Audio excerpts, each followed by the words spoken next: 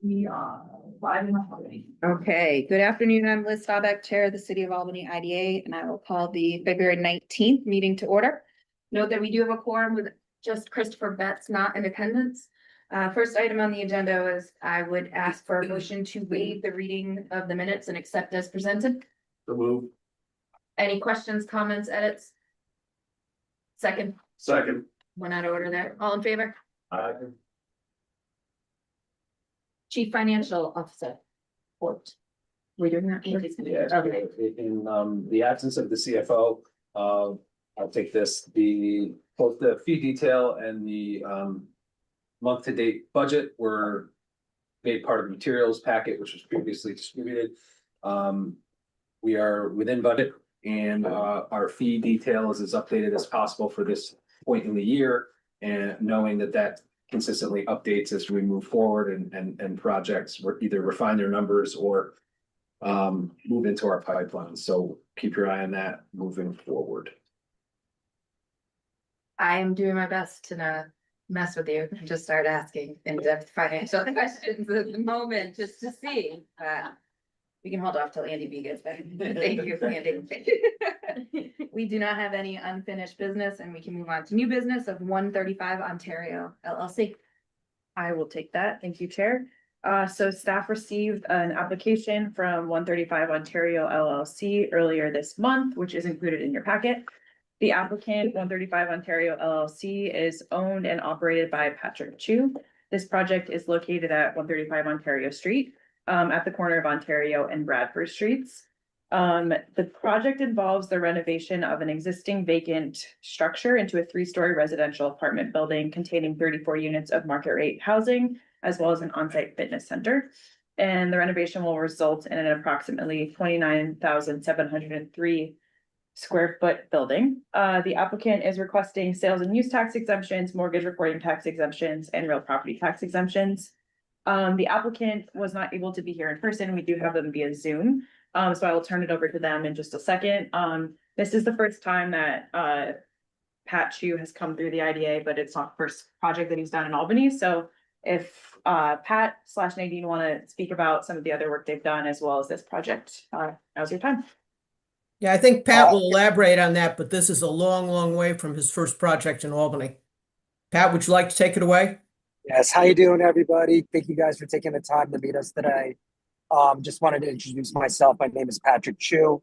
I am a SUNY Albany graduate in 06. After that, just to give you guys a quick background, I went back to New York City and I joined a construction company, and then I ended up coming back and buying, I guess I was just talking to Nadine before, about 15 years ago, we bought our first project in the city of Albany. We have long since developed over 350 apartments in the city of Albany, most of which were abandoned buildings. You know, some that I can name, probably 151 Henry Johnson Boulevard, which is where the laundromat is. That was abandoned. We put that back on a tax roll. 800 Broadway to 806 Broadway, actually 798 to 806 Broadway. That was all tax foreclosure properties with the roof caved in that we put back on a tax roll. The 500 block of Clinton Avenue, again, on that land bank property, they're deemed for demolition. We put that back on a tax roll.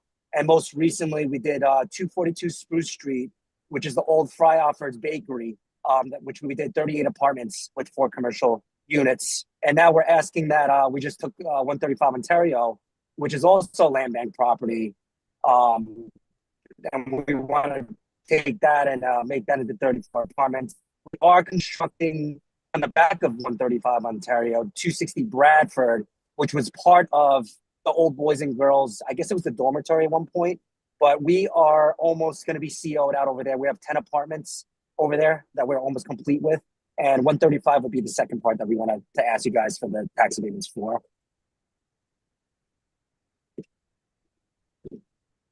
Yeah, I think if you give consideration to what Pat has accomplished in these 15 years, his work is genuinely transformative.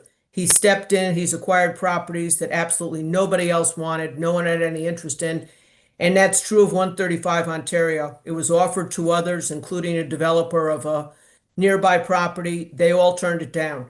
It was a fully depreciated building that others viewed as worth nothing, and Pat has consistently not been completely undaunted at the prospect of something that's uninhabitable and structurally really very precarious. The building on Broadway, I remember going down and seeing that the two buildings to the north of 800 Broadway actually collapsed and were torn down and is now simply, a vacant parking area.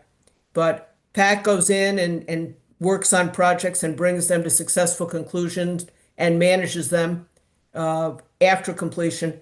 No one else does this. He's really very, very unique and a great credit to the city of Albany to have him on board. Do we have any questions, or do you want to run through anything else? Questions first. Any questions from board members?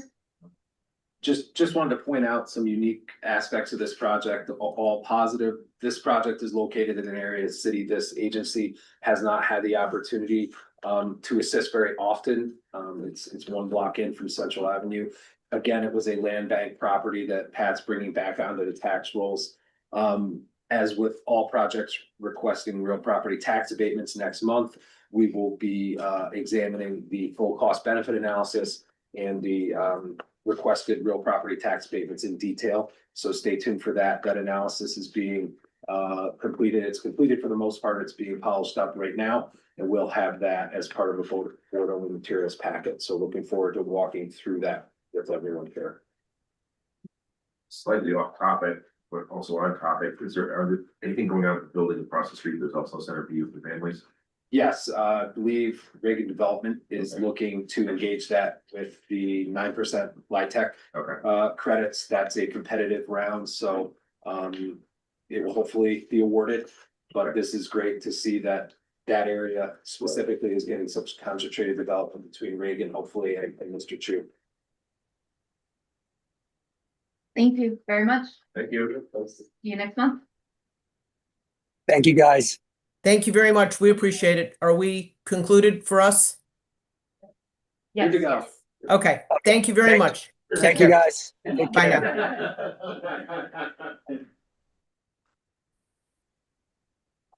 now. Moving on to other business, we're going to go compliance update first. Yes, thank you, Liz.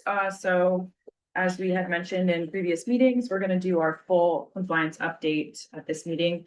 As you know, we've been working with our project representatives over the last month and a half or so to collect any reporting from them.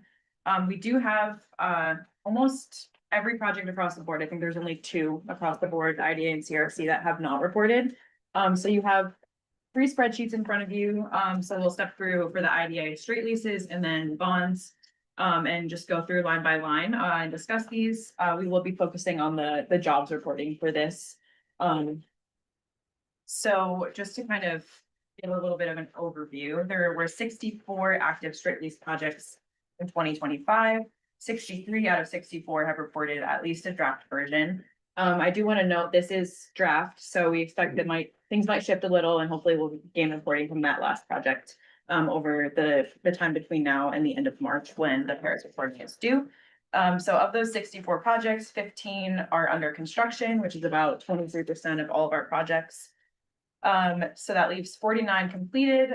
12 of those were underreporting below 80%. So that's about 24% of our projects. That 80% threshold, any project that closed after 2015 and has a recapture clause, that is the threshold below which reporting could constitute an event of default. So I will note those as we move down the list. We've also received sales tax reporting for all projects that were under construction and that received STE, and there are no overages to report.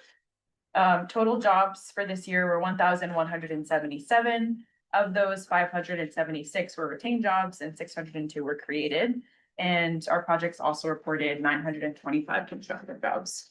So I will just move down the list now. If at any point I go over something that you want to discuss more, if you have any questions, just feel free to stop me.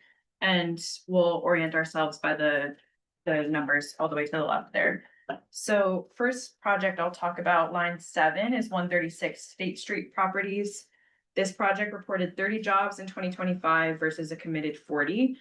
Capital Health Consulting vacated the building in early 2025. The owner is actively soliciting new tenants, and this project does not have a recap clause. And then line 10, 40 Stu Ben LLC, there was a slight change in how they have reported. This year they reported 0.75 FTEs. That's related to maintenance. The ground floor commercial space in that property remains vacant. They're actively soliciting tenants as well. That project also does not have a recapture clause. And then row 12, 488 Broadway Arcade LLC. This project reported 10 jobs versus a committed 20. Two tenants in that building, Albany Center Gallery and Bombshell Downtown, did vacate the space in that building in 2025. And the owner is actively soliciting new commercial tenants for those two spaces. Row 13, 4 to 6 Sheridan LLC. This project reported 0 jobs. Amakosina, the restaurant that was formerly there, did not renew their lease. But you may have seen in the newspaper, they did secure a new tenant, so we'd expect to see some FTEs back at that site for next year. Row 15, I'll note 391 Myrtle Ave. This is the Albany Med Medical Office Building. This project has been consistently way over reporting with 329 jobs, so that's great news. It is the final year for them, but it's always good to see strong employers. Row 16, Aon Nexus Corporation LLC. Again, this is another strongly reporting project with 30 FTEs. They had originally committed 12, but their workload has grown over the years and they've grown their staff accordingly. And just to hop in there, we've also had discussions with them about their current space needs and usage on that section of State Street, so that may be relevant to this body in the future. So are we giving them a goddamn reason to stay in Albany? I hope so. Yeah, they, There are plenty. by their accounts, they're busting at the seams in that building, so have some more space. Very positive. Business reviews. Yeah. Row 17, Albany Hotel. You may remember earlier this year, this body approved additional mortgage reporting and sales tax for this property. So per ABO guidance, we'll close this project out and they'll be reporting under a new project going forward. So that's why that one is kind of grayed out. Row 21, MCK 27 is the one project we're still waiting on reporting from. They did terminate their pilot early, so this would be the last year of reporting, and we're working to get that final compliance report from them. That's the property on the corner of Pine and Broadway, 522 Broadway.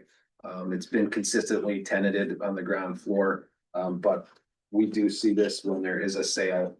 Sometimes it is harder, if not impossible, to get the new owner who's not beholden to the documents to report, and also the previous owner who's now no longer beholden to the documents to report. If we can't get this in, we will make that note within the Paris system. And we do save all communications that go out via email in case we are asked by the OSC or ABO to prove that we did indeed try to pull these numbers in. So we're always ready with backup if that is the case. And then moving down to row 23, Sheridan Hollow Enterprises reported 10 FTEs. They have, I believe, 2 commercial spaces in that building. Habitat for Humanity has been there for a while. They had lost a tenant in 2023, but they did get a new tenant, the Heart Cafe, in 2025. So they're hoping to see the employment grow the next few years as well. And then I will note row 30, Harmony Mills South LLC. This project reported 16 jobs versus a committed 5, which is great, strong reporting there. And they are anticipating a new commercial space opening in the next couple of months. So that's exciting. I did also want to note for this one, we received letters from the tenants in lieu of New York State 45s. In the past, this body has accepted those letters, but I just want to note that. Row 32, Laughlin Dawn, same thing. They submitted a payroll report in lieu of the New York State 45. In previous years, this body has accepted that as well.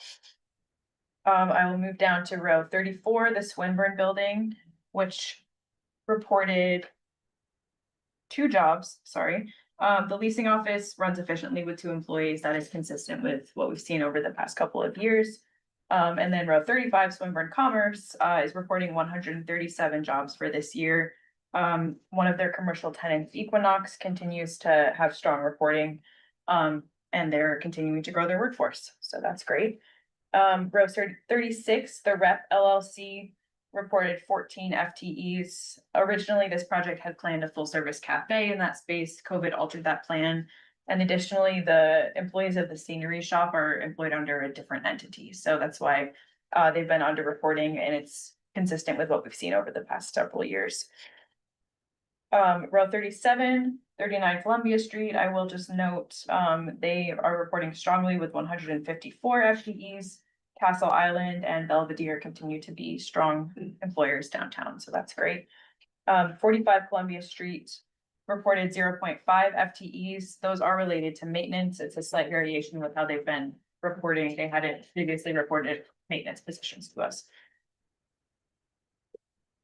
Moving to row 41, 563 New Scotland Ave is still under construction. So I didn't have that one highlighted because we typically don't expect that they'll be full reporting until the project is done. They did report 7 jobs this year.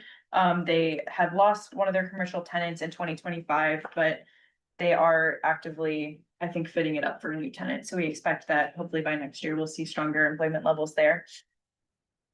Similarly, 1211 Western Avenue is still under construction, which is why they're underreporting. 61 North Pearl Partners reported 4 jobs out of a committed 8. That commercial space on North Pearl remains vacant, but the commercial space is down the side of the building. They do have tenants, I believe, in all but one of those. I will note row 44, 745 Broadway. This project is reporting strongly. They did submit a payroll report in lieu of the New York State 45, so I just wanted to note that. Then moving down to Man Realty LLC, as we know, this project is hopefully nearing completion. They did report 2 FTEs this year, and hopefully with the filling of the commercial space, they'll be able to report fully in years forward. Just a brief update on that. Olivia did reach out to them. They did respond. We were seeking an update on status. They're very close to a final CO. There was just still some mechanical aspects of I believe the elevator. Yeah. That they're waiting for building department approvals on. And they are in pre-leasing. They expect to start in fact leasing within the next 60 days, did they say? They said they actually have move-in scheduled for early March. So coming up, so that project is moving forward. And we will keep track diligently on how they fit out that commercial space, because it's a very visible location on Swan and State there. And then moving down to 21 Erie Associates LLC, this project did see an increase from last year. They had 28.5 FTEs. They had 2 new tenants, Zone 518 and a cybersecurity firm. However, they did lose 2 tenants last year. I believe also early in 2026, another commercial tenant, a cafe, moved in. That wouldn't be included in the reporting for 2025 though. Row 53, Indus Pad Flare LLC is reporting 0 out of a 35 committed jobs. This project originally had a tenant, FYE. Their plans to expand never materialized. They've been searching for an industrial tenant since last January and so far have not been able to secure one.